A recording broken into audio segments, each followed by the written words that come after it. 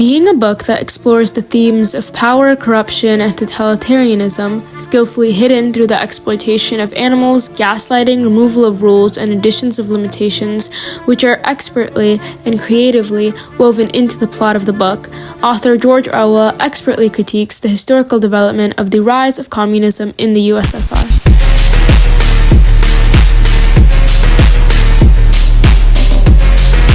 Before that, we need to start from the beginning. The book is set at Manor Farm. Originally, this farm was run by Mr. Jones, an abusive drunkard who underfeeds and labors the animals harshly.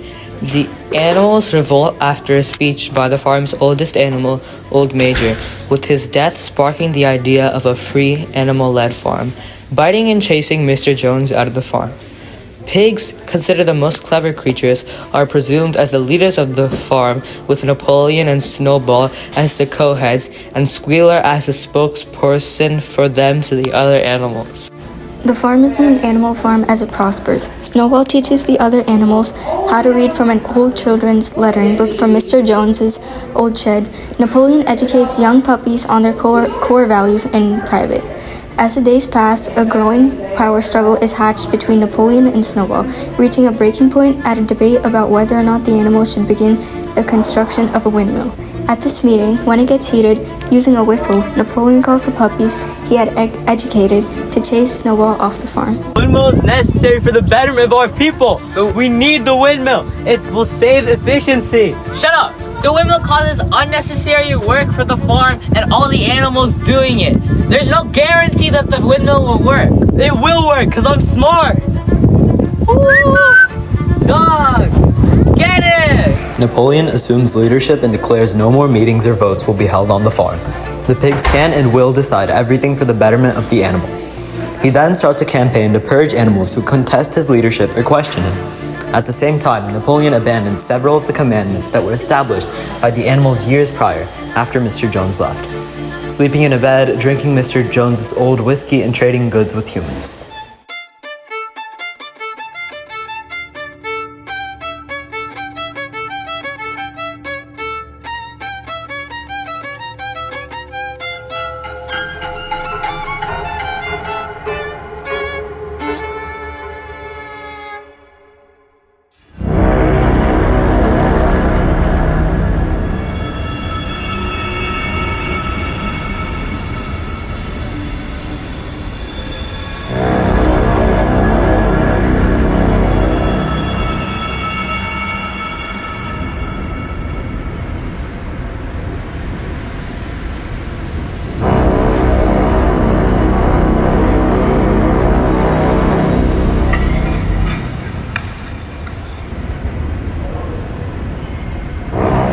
As all the other animals began to suffer when the pigs began to take all the extra food and making hurtful decisions, claiming it's for the sake of the animals, Squealer becomes a propagandist, convincing the animals it's for their own good. This book, originally created with the concept to open the eyes of children and adults alike who are interested in politics, particularly during the Russian Revolution and Stalin era, parallels several moments of Stalin's.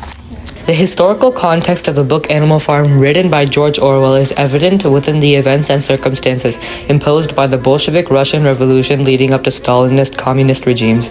It is primarily based on the Soviet Union and the failure of the Russian Revolution to accomplish its promised freedom goals.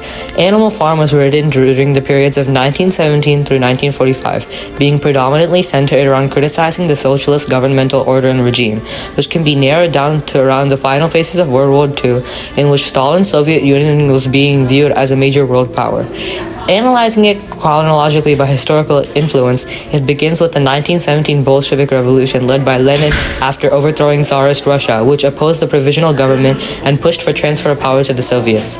Lenin was heavily influential in championing the ideal that Marxism was necessary to fit Russia's unique situation. Lenin's ideal of maintaining a socialist regime that attempted to stabilize an equilibrium between cultural and political autonomy eventually collapsed and gave way, especially in the transfer to Stalinist control. Joseph Stalin concentrated power, suppressed national independence movements, and placed all faith in a central totalitarian state. George Orwell decided to write his book Animal Farm to comment on the several atrocities committed during his totalitarian rule and the frustration with the lack of criticism from Western nations. Orwell formatted it in the form of a satirical allegory to weave in a moral about how those in power can still be corrupt and oppress the people they are intended to be beneficiary towards, thereby subsequently in the novel correlating characters to important USSR historical figures to solidify some as emblems of corruption to expose the revolutionary ideals that besieged from communism. Revisiting the atrocities succeeding Stalin's rise to power came his Great Purge, in which 750,000 people died. A similar genocide which happened during the dictatorial rule of Stalin was the Holodomor. This was man-made, or should I say Stalin-made famine, which was caused by Ukrainian farmers not agreeing with the unfair policies of the Soviet government in relation to the agricultural yield of the farmers. This famine or genocide led to the deaths of millions of Ukrainian farmers. These atrocities installed within a deep-rooted feeling of resentment for the communist governmental structure. Orwell's participation in the 1937 Spanish Civil War solidified his democratic socialism and anti-totalitarianism. Therefore, due to Orwell's previous experiences and his desire and eventual recruitment during the Spanish Civil War to combat fascism, influenced the already existing dissatisfaction with Western nations' lack of attention and the USSR not receiving any repercussions for the inhumane communist control it installed.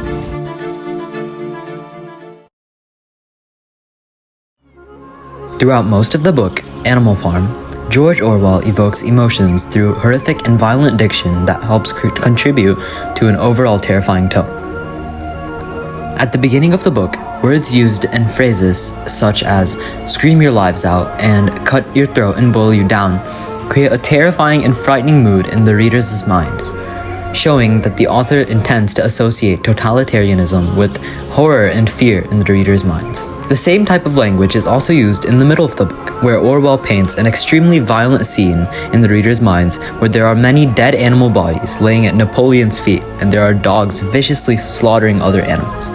Uses of loaded, violent words like corpses and tore their throats out show this. Nearing the ending of the book, there is a less violent but more chilling and suspenseful scene.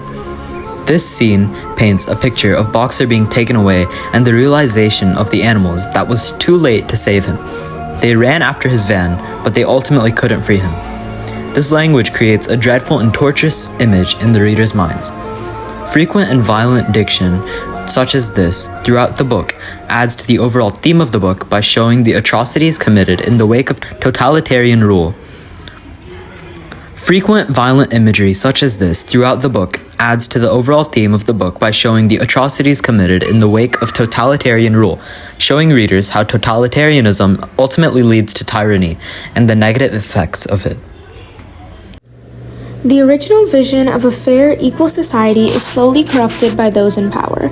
In Chapter 8, Clover reflects on her shattered hopes. If she had had any picture of the future, it had been of a society, all equal, the strong protecting the weak. Instead, they had come to a time when no one dared speak his mind and you had to watch your comrades torn to pieces. This quote reveals how the animal's dreams of equality has been betrayed, replaced by fear and violence under Napoleon's rule. Later in Chapter 10, Orwell writes, "As for the others, their life, so far as they knew, was as it had always been. They were generally hungry, they labored in the fields, and despite promises of a better life, nothing had changed. The animals can't even remember if things were ever even better, showing how totalitarian control erodes not just freedom, but even memory." This tragic cycle began with the animals' desire to escape human oppression. As Old Major said, man is the only creature that consumes without producing, yet he is lord of all the other animals. The rebellion was meant to end this unfair hierarchy, but by the end, the pigs have become indistinguishable from those they replaced. Orwell writes, "The creatures outside look from pig to man and from man to pig, but already it was impossible to say which was which." Together, these quotes show how the pig's original good intentions are lost to greed and power, reinforcing the theme that totalitarianism, no matter how noble it gets, ultimately corrupts.